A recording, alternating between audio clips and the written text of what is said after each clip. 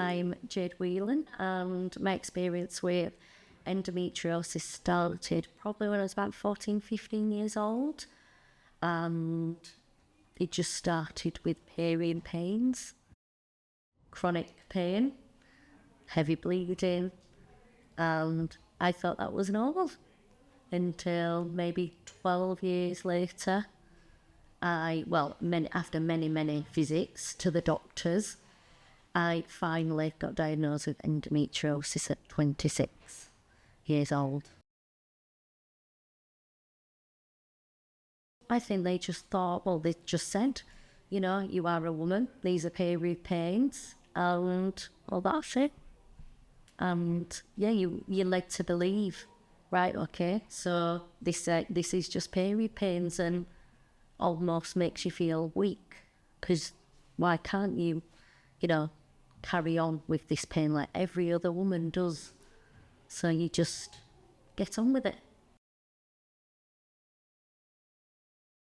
Worst day would be chronic pelvic pain, almost like a twisting sensation internal, like somebody's twisting your organs, stabbing pain, electric stabbing,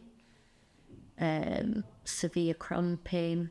Just sometimes for me, I know this isn't for everybody, but I would just freeze on the spot. I can't move, I can't talk, and sometimes I know when it's going to come along, and I can take myself to a corner and just, bend down and just wait for it to be over.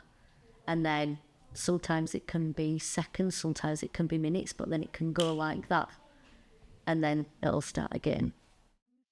Then the heavy bleeding, clotting, tiredness, because you are losing so much blood, of course. Your body's fighting and it's going through a lot of things. When you're going through all these symptoms, you're exhausted. I'm bleeding weekly.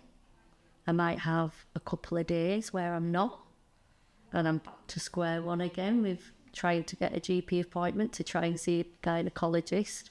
I know when I'm going to bleed now, and I know when that pain's coming. I have the pain before in my ovaries, and I can say to my partner, I say, yeah, I'm going to start again today or tomorrow. I can feel it. So once I was diagnosed, I was put in to have laparoscopy, which is an invasive surgery, and they found endometriosis around my bowels, spine, and so they burnt all that off. After that, I had the Prostap injection, which they actually made a mistake with that, and I should have had a HRT with that because it thins your bones, and they didn't give me it. And then 6-7 years later, I had another laparoscopy, and it was in the same places that it was before. They burnt it off and told me I couldn't have the Prostap injection because they didn't give me the HRT, and they'd only just picked it up then. So I had to go on a Prevera pill, and the symptoms of that, honestly, it was, as you can imagine, going through the menopause as a, woman at their stage of life. I had night sweats, mood swings. It was awful. I was on that for 3 months, and then I was just sent on my way and until the next time, which I'm going through that process again now. It was, when I was 14, 15, I was 26, my first surgery, and then it was 6 or 7 years later after that, and that was 6 years ago. I can't actually get an appointment at my doctor's at the minute, so for 2 weeks I've been trying to get an appointment just for them to refer me to my gynaecologist. Excuse me. And they do what they do, send you a link. I've been on every morning. I can't get an appointment. I've said on the phone to them, look, I have endometriosis. I know what I need to do. I need to, have an appointment with my gynaecologist. And I also think I've got adenomyosis, that's it, which only show up on MRIs. And the only way I can do that is to get a gynecologist appointment, which I cannot. So it's like I'm back to square one again now. And it's really frustrating.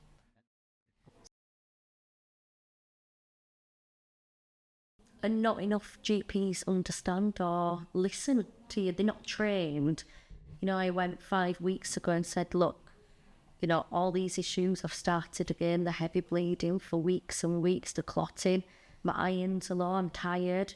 And he said, okay, so how does that make you feel? Well, I didn't really want to go through it all again, and I did. And I just feel like there's not enough information out there for GPs in general to understand. It's not just period pain, it's a lot more serious than that. I think the most frustrating part is when you feel like you're not being believed, like your symptoms are just in your head. They're not as bad as you think they are because every woman's got it, because they're just period pains, or the waiting game. You feel weak, it's not a nice feeling to not be believed. And then once you are, you're like, oh wow, this is amazing. And then there's no support there for you. When I found out I had it, I didn't know what it was, but still there was no support there. And you do a lot of research and you try and find out for yourself. And I think that is really frustrating. I think, as I stated before, they made the mistake with the HRT not giving me it when I had my first surgery, and I had to have the laparoscopy.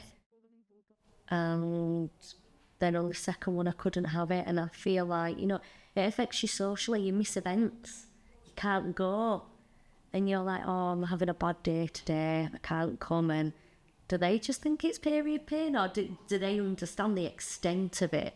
And I was lucky, my friends and family have been amazing and brilliant, but it's missing those important events, missing work, not being able to get out of bed because of the pain.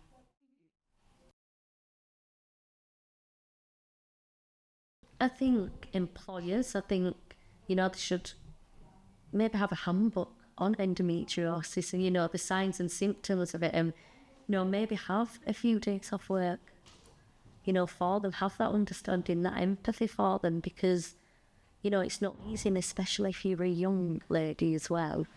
For them, they might be embarrassed. They might not want to call in and say, I'm really struggling today. It would really help if they already knew what they were going through and what they're capable of in that working day or not.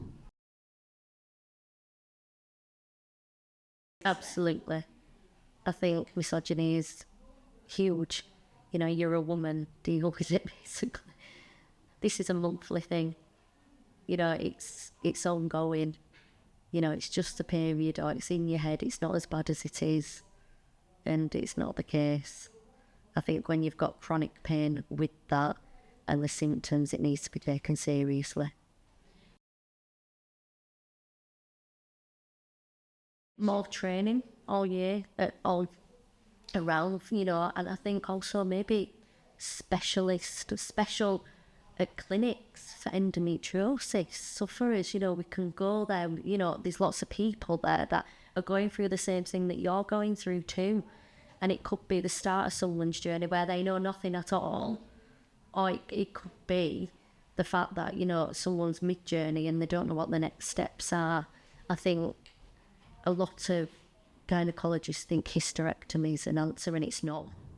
It's not at all. I think if they asked me to have one, and thank God I didn't, because I had my little boy years after.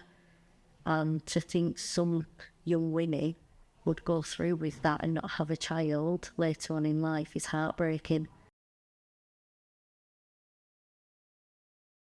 I think given the symptoms when you're expressing, I think straight away they should get you to see a gynecologist straight away.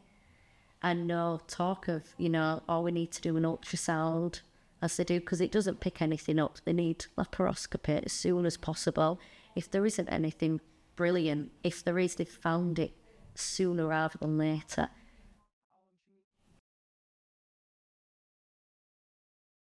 I think quicker response, you know, less time waiting. We don't want to be told that, you know, it's just a woman's monthly period, you know. We need answers, we need action.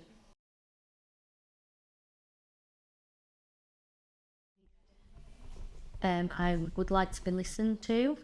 No to misogyny. I want action and more research and support for all women suffering with this condition.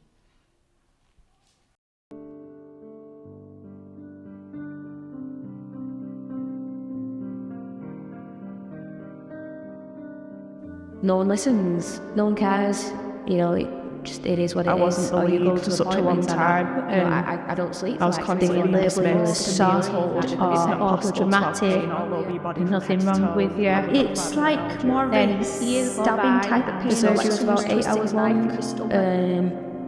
I had sort of like some stents. Dismissed by doctors, not investigated. It was only when I went back to see a female doctor that she referred me for an x-ray. They just think you can't have a delivery. I'd been going into work that sort with a of broken thing. rib. And women, doctors and surgeons was bedridden. Because if they don't experience my parents became what you full-time experience, carers because it's all in your head. even things like eating was impossible some days, and showering for myself, I was just in that much pain all over my body.